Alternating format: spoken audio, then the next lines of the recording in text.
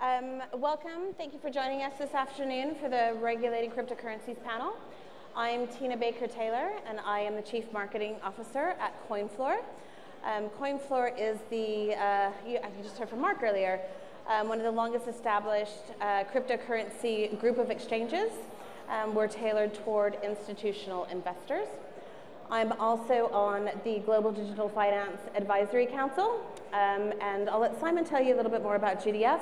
And you heard Claire Wells talk about it earlier, but basically it's an industry initiative to work with policymakers around articulating some global frameworks for cryptocurrencies. My panel, very excited to be with my panel today. They are the most fun and exciting regulatory experts you will get to know, and I'll let them introduce themselves. Martin? So I'll start. Martin Bartlam. I'm a partner at DLA Piper. So I head the global finance projects and restructuring team. I also co-chair the fintech group globally. We are probably one of the 2 or 3 largest law firms in the world. That's important because what we're dealing with is a global product. We have one of the largest venture groups in the world. We also lead in some of the venture capital industry sectors where ICOs and this digital product is really starting to have a significant inroad into existing markets. So I'm happy to be here and look forward to speaking and answering any questions you have. Thanks. Ruth? Yeah, I'm Ruth Wandhöfer from Citigroup. I look after regulation, strategy and innovation globally, and I'm particularly excited by the digital and crypto ecosystem. So I'm also involved with GDF, and I'm also involved with a number of crypto firms such as B2C2 and CoinFirm in terms of AML solutions. And I truly wish that the banking environment will open up more to support this business. Simon. I'm Simon Taylor. Oh, there we go. Hello, I'm Simon. I'm the co-founder of a company called 11FS. We are a challenger consultancy. We work with banks and large financial institutions, helping them understand and deliver brand new financial services propositions and products. I was the former head of blockchain research and development for Barclays, and I now spend a lot of time advising central banks, governments, regulators, as well as commercial banks on what is crypto and how should they be using it. And I'm one of the founders of Global Digital Finance, so have some views on regulation that I'd like to share. Good. Okay. So I've made some notes as the moderator. I get to do that. Briefly, crypto assets like Bitcoin have gained a lot of attention in recent months, which have caused increased debate amongst investors and policymakers alike, and whether or not they should be regulated. Early investors who were originally attracted by a system of decentralized money where no one entity provided governance may take the view that this is kind of counterintuitive, right? However, other investors, certainly those at an institutional level, actually have a requirement to provide consumer investor protection, manage their counterparty risk, and indeed their balance sheet risk. And we're starting to see that without these regulatory frameworks, these institutions and banks, et cetera, are kind of waiting on the sidelines to see what regulators are going to say. And this institutional money is really important to enter the space because it's going to allow the market to stabilize a little bit. So that's kind of the context of where we're coming from today. Simon, what are you hearing from regulators? Do you think it's important for regulators, policymakers to create frameworks to stabilize this market and make it sustainable? Yeah, I think so. I mean, at some point, crypto had to grow up if it was going to cross over into the mainstream. Like, I love the libertarian ideals. I actually support a lot of why crypto is here. Like, I came through the financial crisis too. I thought that what happened in the financial crisis was absolutely criminal, and we need a good alternative to it. But having no rules whatsoever other than software isn't practical when dealing with humans. That's just my opinion. So we need some rules. And then you find that regulators are now in a position where they're hearing horror stories. People are being scammed. There are hacks happening, and there aren't necessarily good controls in place to deal with that. And that's a problem. If people are losing money, they're going to go to their authorities and they're going to try and find something to do about it. And so we saw China and South Korea come out with a more draconian response and ban it. We've seen sort of middle-of-the-road responses from sort of the USA, where it's like, we're going to put a load of rules on you that already exist, which has its pros and cons. Europe, I think, has been a bit more sort of standoffish and like, we're going to wait and see and just kind of see what happens. Arguably, the most interesting has been Japan. Japan actually came out way ahead of time, and probably because of Mt. Gox and their experience with that, and said, we're going to build a bespoke virtual currencies law. And this, we're going to have things like KYC AML, so know your customer, to use crypto, to buy crypto, fiat to crypto, you're going to have to give us some identity documents, and we're going to have to do some background checks, which I know a lot of exchanges already did, but they mandated it. And the other thing they said is, we're going to whitelist tokens, and we're going to do information sharing, which all of that seems eminently sensible. I know for a few people, for the hardcore libertarians and the anarchists, maybe that's too far. But to me, if like my parents and grandparents' kind of pension money was going to be in crypto at some point in the future, I'd want those controls. So I can see why regulators are responding, but also they're responding differently around the world. So we need to kind of coordinate them in some way. Yeah, I agree. Ruth, from an institutional perspective, you've been in regulation a long time and worked for a bank. So how are banks looking at this? Yeah, maybe just to build on what Simon said, I mean, regulators really have it across 3 dimensions: geopolitical, economic, and rule of law, right? So we've got some markets that want a geopolitical card, whether that's China or Japan as a response to China in a way. You've got the economic side, so Singapore or Switzerland making it really attractive, or Nigeria, Ghana, South Africa because of the currency instability. Venezuela, a great example as well. And you've got the rule of law, US, oh, danger, right? Europe, danger, but we don't know what to do. There's a massive education gap across all of them. And then sometimes if the economic dimension comes forward, it's like a bit of a laissez-faire. We just need this to help the market to stabilize. The flip side is, of course, the regulated financial industry. So, and that's really the perspective of Europe, US, Asia, parts of Asia where we're highly regulated, not necessarily Venezuela or some of the smaller Pacific islands. And the banking environment is, again, not very well informed. Yeah. They're behind the curve. They obviously, we heard it in the earlier panel. Do they want to be informed? Are they actively curious? Some banks are realizing the strategic advantage to be informed because there's a whole ecosystem growing that they're today not participating in, neither commercially in terms of banking these guys, nor in terms of actually understanding that they need to support this ecosystem, and obviously the whole demands of their own clients to be exposed to this new asset class. So I think there are a number of dimensions why banks need to be involved, and we do start seeing a lot of change in some of the banks in terms of their own problems, IT legacy, etc., but also in terms of starting to understand that ecosystem. And it starts with things like AML. You know, we do have solutions out there that can trace who owns what crypto, whether it went through tumblers, money laundering, etc. So it's not true that it's anonymous. I mean, that was the myth we tried to dispel for 5, 6, 7 years now. So I don't know how many times we have to say it. It's far more transparent than the old financial layering of AML transactions. But then the next step is, okay, how do these guys economically work? What are the market projections? And we heard in the earlier panel that we need investment products that are regulated in order to bring capital into the market. So the question is, how do you regulate stuff? And it's not about Bitcoin as a code. Of course, it's distributed. You can't control it. But what you can regulate is the behavioral, the conduct around if you do either the core currency or asset, or if you do a derivative or other instrument, contract for difference, etc. You need to understand that the issuer of that product has to be regulated across business conduct. There has to be transparency for investors. There has to be risk notification for consumers. What should they touch? What shouldn't they touch? And there has to be, of course, the AML dimension. And then there's tax. So some governments said, oh, we're going to tax that. Some governments said we're not. So there's a little arbitrage going on at the moment. But we have global OECD tax rules that apply to everything. So in a way, as soon as it becomes an asset definition to an extent, then tax rule will have to apply. So we do need a lot more clarity, but it has to be global. It doesn't work if the FCA says this is X, Y, Z, and the US says no, it's this. And we've got the US SEC versus CFTC saying different things. Well, that's really going to help no one. Right? Well, interesting there. Hold that thought. I'm definitely going to come back to classification and code of conduct. A couple of things you both said were around the law. And Martin, I'm going to put you on the spot a little bit here. We were at an event a couple weeks ago, and one of the most poignant things I heard you say was, we have a lot of existing law in place. We don't need to go back to the legislature and have them create a whole bunch of new laws. Can you tell us a little bit about that thought? Sure. So we were all at, or several of us were at Paris for a meeting organised by the OECD with a whole host of regulators from around the world.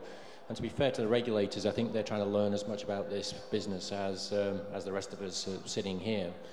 And the point that we were trying to raise with them was that at a superficial level, as soon as people start talking about digital assets, cryptocurrencies, blockchain, it all sounds like it's a world away from what we previously were dealing with.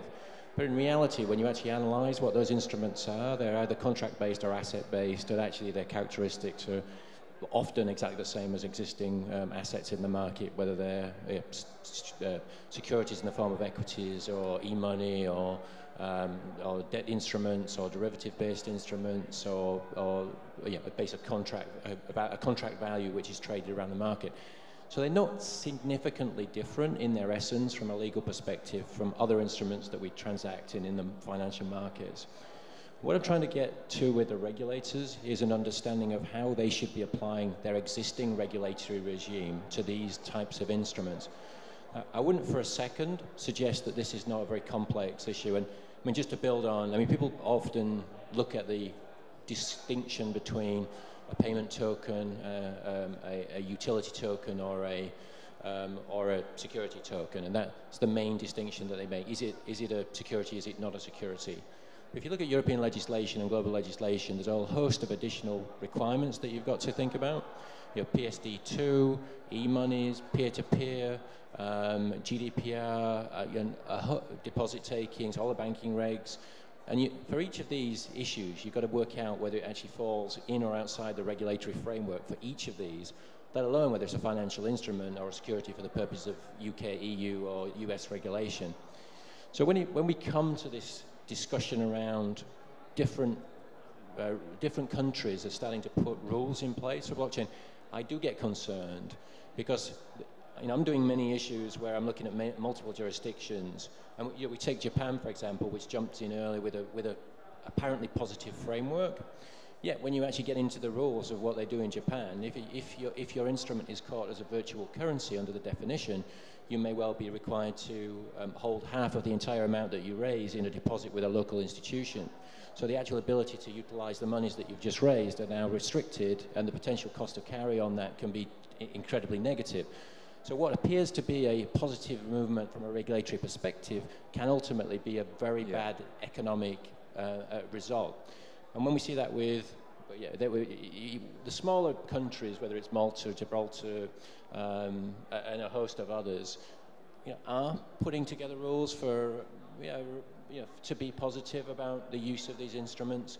But the fundamental movements are going to take with the bigger regulators, and I think the FCA or the SEC, or some of the bigger regulators around the world have got to coordinate what they're doing. Now, it's good to see AOSCO come out with some guidance for regulators around how they approach regulation in different markets.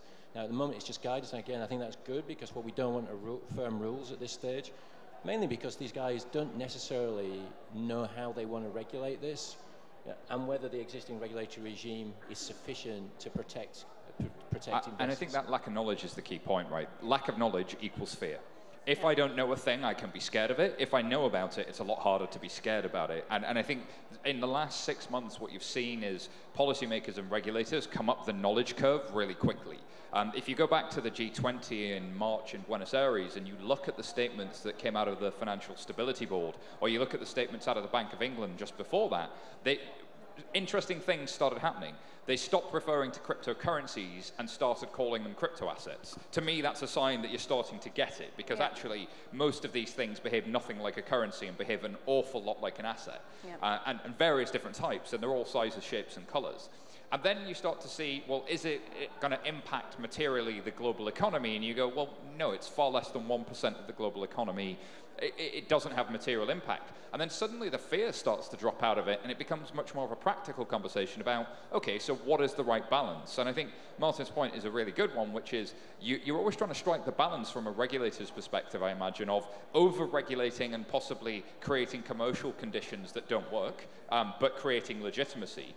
Or not creating legitimacy, but allowing many flowers to bloom and letting people get on with business. It's a really hard thing to do, to find that balance, I suspect. Well, and it seems like regulators are getting a little bit hung up on what we call things, right? So dependent on what you call it, the CFTC says that Bitcoin is a commodity, and so it's regulated. The SEC has come out recently to say that, you know, all ICOs are securities tokens. People that are issuing ICOs, especially with a utility design in mind, and we're just, you know, months or weeks to market, are saying, well, no, this is a utility token, this is a consumer token, this is meant to be consumed. I think the bottom line then is transparency, right? So I think the thing that is a common denominator across everything is transparency. So whatever you are selling or you're offering to the market, you have to be transparent as to what it is, not necessarily in terms of taxonomy, but what it is in terms of what you're trying to achieve. Right. Are you building an ecosystem? Are you building an infrastructure? Are you allowing someone to take part in any future earnings of whatever you're building? It is clearly not an ICO ever, right? So it's about the transparency, and I think that's what obviously was a failure of some of the ICOs last year. Yeah. And then the other piece is, of course, AML, right? If you raise anything in that market, you need to know who your investors are.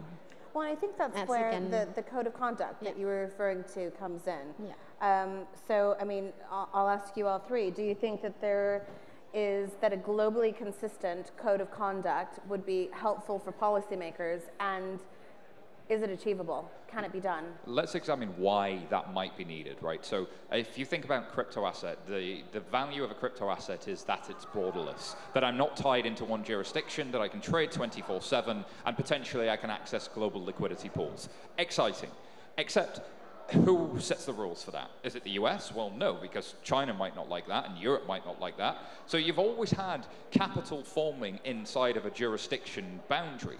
The real advantage of crypto assets is they're quite good at traversing jurisdictional boundaries. They've almost possibly been too good at it because of their kind of anti-establishment beginnings.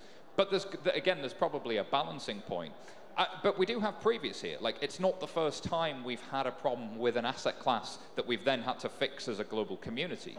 If anybody remembers the LIBOR rigging scandal from the early part of this decade, there was a real problem in the FX market, right? People were colluding to manipulate indices, so they were profiting from that. Well, if you look at the ICO market, there's a lot of scams right now. It's not doing itself any favors. There's some obvious great examples, and I think most people in it are well-intentioned, but actually to raise $100 million should be hard. Like, it shouldn't be easy to do that. You should have to be really, really good at what you do, and you should have had to have done your homework. So I'm all for a set of rules that people sign up to do that. But with the FX code, this was driven by industry with global standard-setting bodies like the OECD, like IOSCO, which are initials I'd encourage you to look up if you've not come across them before. But these standard-setting bodies do this stuff all day. So we can do it, we know we can, but it has to be driven by industry, because the last thing you want is people who are scared about, you know, political motives, or people who are scared about crypto assets and might just want to kill them because it's politically expedient. You don't want them to be setting the rules. Or if they are setting the rules, they need to set the rules at least with industry at the table. And that's why I believe a global code of conduct that has as many people from industry not only signing up to it, but actually shaping the thing. Yeah. And we also saw this with the peer-to-peer industry in the UK, crowdfunding in the UK. A very simple set of principles of we will do this stuff is actually pretty low effort to sign up to, but makes a dramatic difference in terms of the credibility of an industry. I mean, maybe I could add. I mean, a lot of it is actually common sense, in a sense of, you know, are we going to make this a sustainable market? Do we want this to be a market which is free of kind of big regulation? If you do, then you've got to come up with some basic standards. So you've got to be able to have some kind of common framework for what the offer document looks like. So does it adequately address risk factors? Does it adequately describe the management? Does it adequately express what happens to capital when it goes into the issue? Does it adequately give some kind of basis for how you measure what the progress within the company will look like? And then basic things like post fundraise reporting. What is going to happen with the money post fundraising? Is that going to be available? How often is that going to be reporting to customers? If we could come up with a standard whereby it doesn't have to be pushed down by regulators, but if in the industry would accept a certain standard of transparency and behavioral norms within its sector, then I think it eases a lot of the problems, because it takes away the opportunity for a lot of the fraudsters and basically what I call the deliberately naive, those that basically think they've got a good idea and would like to raise a lot of money to come and put something in front of people as though it's a really good idea, but they've not got any idea how to set up a company structure or what they do with the money when they receive it. So some basics that I think can run through a code, I think would be valuable for this industry. Yeah, maybe just to add, I mean, this market is more transparent because we're working with social media, we're working with a lot of people that talk about things, right? So the last thing you want is that there are enough bad things happening that regulators step in because of market failure, right? Because most of the regulations is a consequence of market failure, so you have to intervene to correct this. We have seen some things not working out, and we are correcting it because of that, because we want this market to grow and to stabilize. And I think then to be able to actually engage with the traditional financial ecosystem, which arguably has had enough market failures as it is, and they continue, and people don't talk about it. I mean, yesterday I was at MoneyConf, and Max said, well, banks are scammers and regulators are scammers, so long live Bitcoin, right? So I think we got to address that as well. Absolutely. I think it's interesting that we find ourselves in a place where the regulators could come in and just enforce this stuff, and I think the perception was driven that they need to do that with the massive bull run going into the end of 2017. The correction that's come on the back of that has taken some of the heat out. I think that's been helpful. But secondly, you see the CFTC in the United States are now doing a price manipulation probe. It's kind of obvious there's been a lot of price manipulation going on, right? And as an industry, we need to stamp that out. And as an industry, one of the great advantages of crypto assets is its transparency, is its potential to really wipe out that unfair behavior in markets. So if we can get to that point where you can build better tools, then we're in a great place. Ruth earlier said, if you compare how easy it is to perform anti-money laundering checks on Bitcoin versus the existing financial system, crypto assets are amazing. Regulators should love this stuff. I have a perfect permanent record of every transaction ever.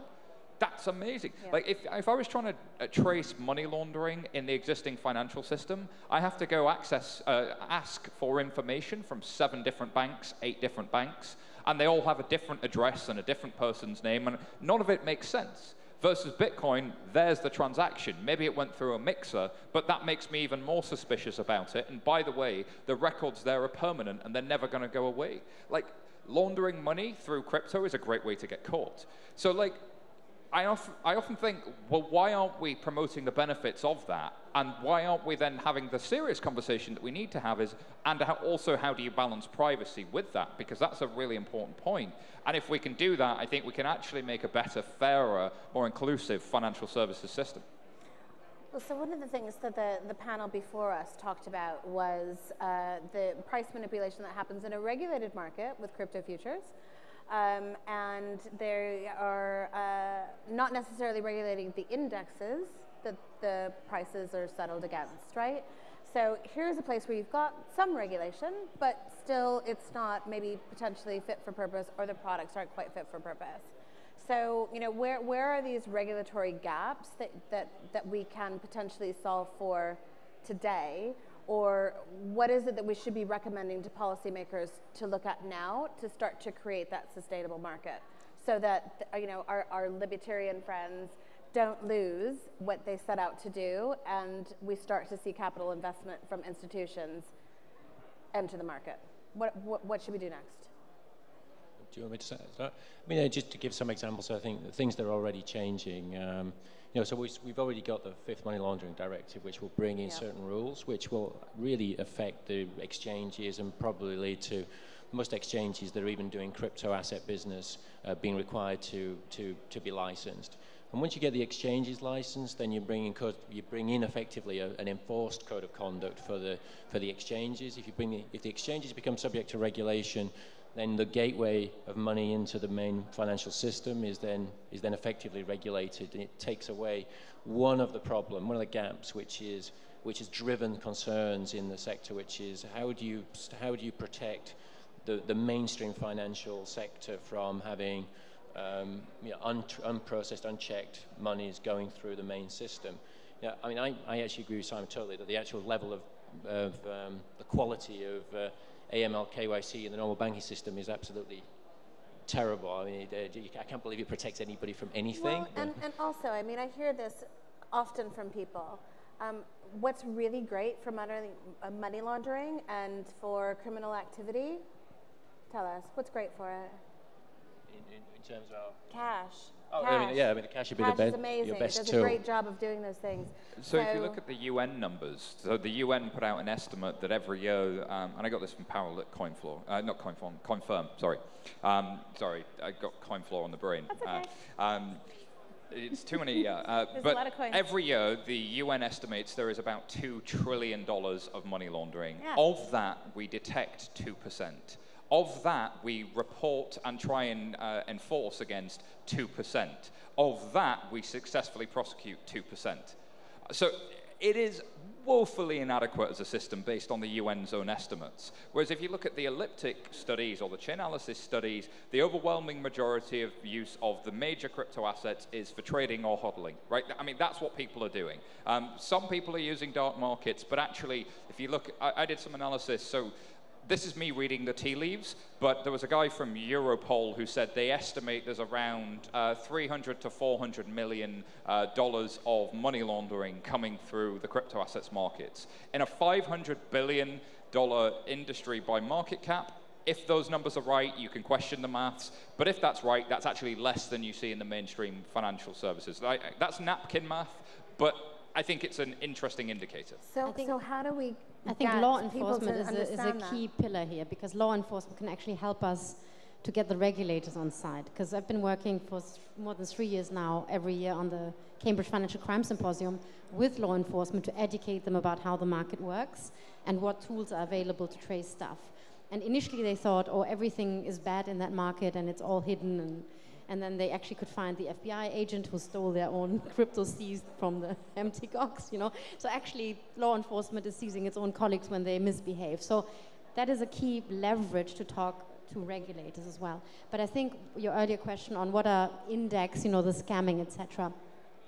I think the market itself is still evolving. People are building a crypto index. You know, these things don't exist. I didn't say scamming. I said manipulating. No, yeah, okay. So existing, obviously, we know that existing indexes can be manipulated. We talked about LIBOR. We talked about all sorts of things. The digital crypto market is still evolving in terms of building an index. And there should be several ones, you know, and there should be different asset classes around it. And I think the question then is, with a more traceable environment, you will probably be able to spot manipulation faster, because this is not about guys chatting on Bloomberg. This is we're talking the technology layer. So I think that is maybe an interesting piece on the transparency that may predict that this market could eventually be far more transparent and stable because of the technology it's built on. Okay, so last question before we take some quick Q&A. From each of you, what's the one thing that you would recommend that we as industry do to further this? Is it, you know, meeting with your policymakers, participating in a crypto task force? What should we be doing? Yeah, I think find those things like Crypto UK, GDF, Crypto Valley, Token Alliance, you name it. Find that initiative that allows you to, one, upskill and learn, two, understand what good behavior looks like, and three, then potentially endorse and support. And I got to say, because Martin's on the panel, is find a good lawyer, like find that knowledge that's out, or hire good people internally who've done that stuff before. Turns out people who worked for a bank aren't all arseholes, present company excluded, I definitely am, but most people that worked for a bank are actually pretty smart at some point. Don't confuse the financial crisis that happened with the people that worked for a bank, right? These people know this stuff. They've seen this movie before.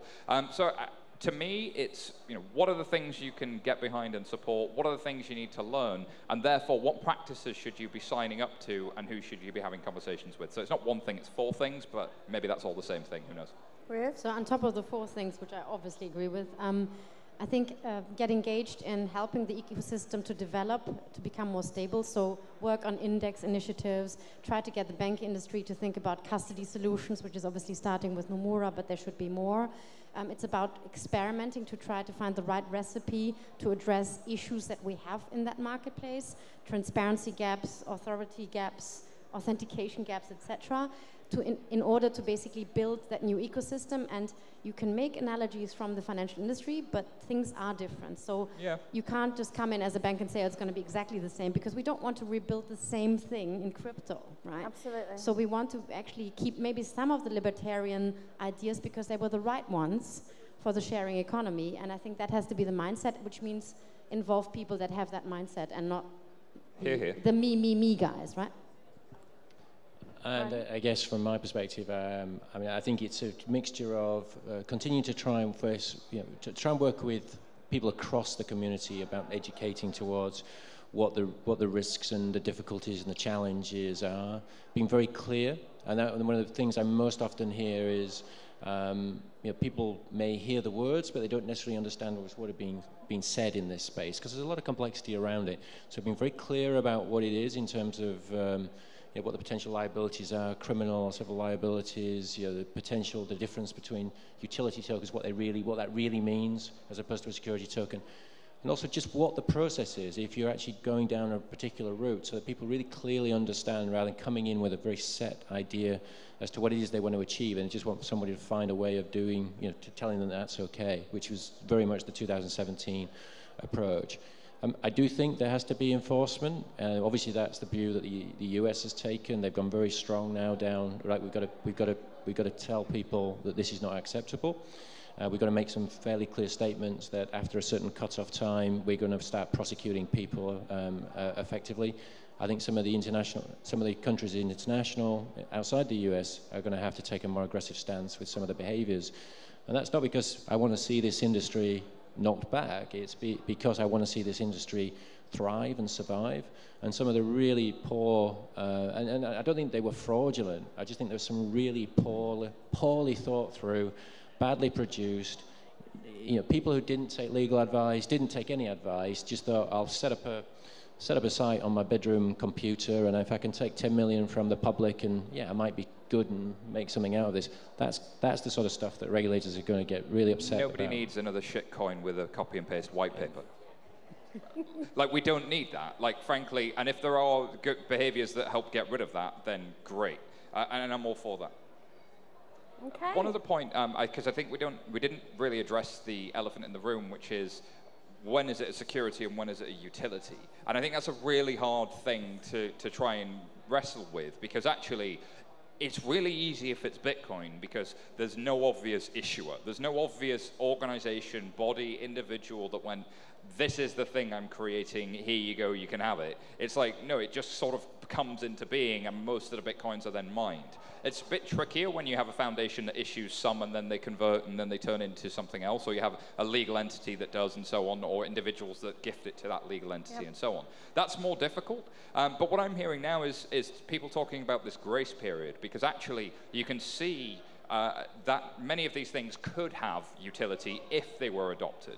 And so how do you start to think about, well, what is the grace period and what needs to be done in that period of time between something being like an idea and getting capital and then being used? And that's a really hard thing, because we haven't seen many of these in the wild. We haven't seen many of them go through that process. So no wonder regulators and policymakers are finding this hard, because everybody's telling them, the innovation's coming, and they're like, give me an example. And you go, here's 2.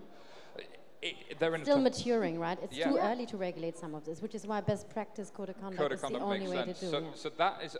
So regulator, it's not as easy as it seems for the regulators to easily classify this stuff. And I don't think they want to kill innovation at all. In fact, if anything, the position they're in is a very, very difficult one. But what I do think they want to do is to see answers to these challenges, which is, there have been a lot of shitcoins, copy and paste white papers. One, how do we get rid of those? I think enforcement is a big part of that. And then two, how do you bring up the standards generally? And I think that's something that we've got to do. Well, and I make the comparison to, the dot-com boom. So this is not dissimilar to all of these companies, in the late 90s going out and getting loads and loads of VC money, loads of money for an idea, not even a white paper. Didn't even have to have that, just needed to have an idea.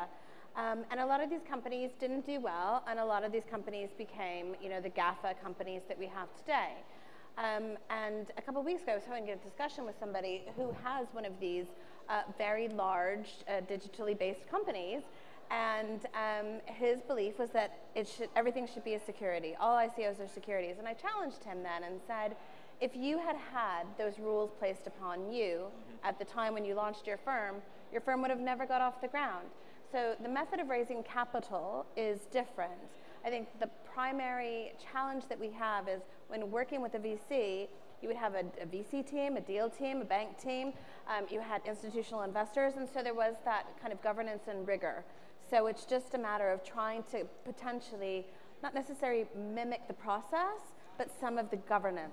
And I think going back to Ruth's point about the libertarian ideals, we had this hope that we would democratize access to capital. We would make it more like crowdfunding on steroids, that people could come at the ICOs and share in wealth creation and share in the future platforms of the internet. And actually, by enforcing existing rules, we're potentially making it just a game for wealthy people. And that bothers me. Like, it shouldn't be just that. The old rule that we used to make sure that the only people who could take on this heavy risk were the people that could afford to lose it. It's a useful hack, but it's also not fair. There is Title II in the Jobs Act in the USA. There's crowdfunding regulation. So how do you partner that with private placements? Because now what we're seeing is the ICOs are going away, and what we're getting is security token offerings that look like global private placements, which are great and a fantastic thing in the financial services industry that could be radically more transparent, radically lower cost. If I could take a private placement from 6 weeks down to 6 seconds, great. That's great for those people, but I don't think it's the transformation we need for society, and that's what we need to keep. And you need the research around it, which research firms are now coming up to give a lot more intelligence in that space, but you need actually quite a solid research sort of tradition almost built up to be able to evaluate the different natures of things, but also the risks, and whether that's something that's really going to fly or whether it's just a scam. And that is something that is also now added to the ecosystem. So it's growing, but it's still immature. So maybe I just come in on the securities versus utility token market, because it is core to this whole debate. But to me, it's really important because I believe that certain blockchain businesses, the tokenization of certain elements of that are important for actually driving the benefits of those businesses. And so some of the best ideas are driven by being able to have a digitalization of the end product. And what I don't want is that to be subsumed in a debate about it being a security because it's a token. And so I'm going to try and give you the example which I use, which I think always makes it clear in my mind, and I think it helps people, which is the cinema idea. So if you've got a cinema and you sell tickets, and you sell tickets in normal form, bit of paper that people buy, and they might get them out of the machine when they arrive, and they show them when they go into the cinema, and they go and sit and they watch the film. So somebody has a bright idea of saying, okay, well, we're in a digital world. Why don't I just I'll enable people to buy the ticket off the internet and put it on their iPhone, and when they come, they just show their iPhone against a scanner, and they can go in. And even better, because they may not be able to make it that night, we'll allow them to transfer it to their friends. Doesn't matter to us. They're just transferring it doesn't matter to us. They'll come and see the film. Nothing in that. You've digitalized the ticket, but you haven't made it a security. You're still buying a simple asset, which is in digital form, which gives you access to see the film, which is a service, and that's fine. Same guy thinks, well, that was really good. That worked well. I haven't got I'm going to go and build another cinema down in another town. So I need a couple of £1 million in order to build this cinema down in town B. So wouldn't it be a great idea to sell loads of tickets? So if I sell loads of digital tickets to, not the people who are going to watch the films, but to these investors, because I'm going to give them a return on these digital tickets, because this is a great way of raising money, and I've shown that the model works. That is not selling a ticket to watch a film. That is raising money in a venture which is designed around building cinemas for the purposes of making money. That is much more of a security token. It's clear when you think about what you're doing, and there's a whole bunch of characteristics which you can specify for those different types of activity, and I could apply them in almost any case that anybody gives me. And it's really about being able to build a consensus in the amongst regulators and amongst the community around that divide between something which is really business orientated and really a part of the risk model in developing and a return on business, and something which is essentially digitalization of a process or a use within that business. And there's no reason why we want to mix these two things up, because if we mix them up, we start to undermine the whole basis of how we've analyzed product in the current world, and we can totally confuse the way it works in this new securities world. So it's really important that people start to get an understanding of that distinction. Thanks. So thank you to my panel. I think that we are bang on time. They might kill me, but I'll ask if I can take, if somebody has a burning question and it's fast, maybe we'll take one or two, depending on how fast you are. So be fast, be fast. Hi, my name is Raphael Schulz. I have one question, a fast question. So, it's easy to ban cryptocurrencies. It's not so easy to regulate cryptocurrencies, but who will, in your opinion, win the race? Which country will be like, click, 100% crypto regulated and opens the doors for the world? In your opinion, which country will win the race?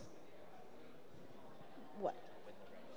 Which country will win the race? Win the race, yeah. I mean, we already have countries that regulate cryptocurrencies, but the thing is that you can't regulate the code, right? So it's I mean, if you think about Bitcoin, you can't stop it, right?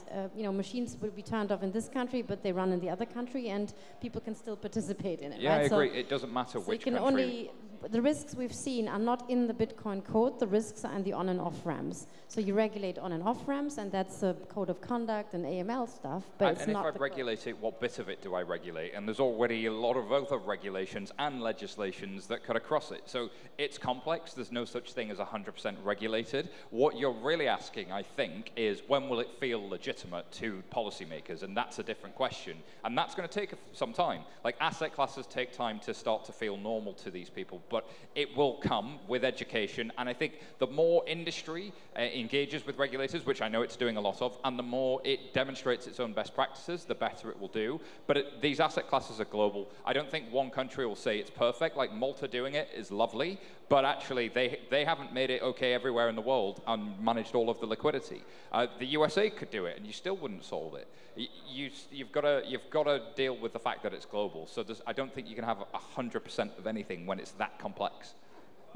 No, and my view on it, I think it's slightly different. You see, if you look at the role of the FCA in the UK, they don't make rules as such. You know, they interpret the legislation, they provide guidance sometimes, and ultimately you may even be able to go to court and turn over that guidance. Yeah, same as we've seen in the SEC in certain instances around risk retention rules, for example. So the regulator's job is really to interpret the law as it stands, not necessarily to make a whole set of new laws that make their life easy. I want to go with a very sophisticated market, like the UK finance market, because you've got a whole load of lawyers, bankers, accountants, and other professionals that have been interpreting those laws for decades and making a capital market of multi-trillions with lots of different complex underlying assets work in a regulatory framework which allows for flexibility. That's what I want to see happen. What I don't want to see is little individual buckets of regulation around this product, because I think that's what's dangerous. I actually think that's not helpful as well. If you see these little bits of regulation in little corners of the world, that's actually looking more like the Panama Papers than it is not. What you want is the tier 1 jurisdictions and taking their time to get this right. And principle-based. And principle-based, yes.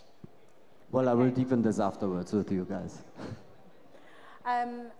Thank you guys very much for spending this time with me. For anybody that has a question that didn't get a chance to ask it, I'll ask each of you to let us know how can we get in touch with you, Simon? S.Y. Taylor on Twitter. Ruth? RWANDHOFER on Twitter. Martin? Martin.Bartlam@dlapiper.com. Great. Thank you very much, everybody. Thanks, everyone. Thank you. to lead it.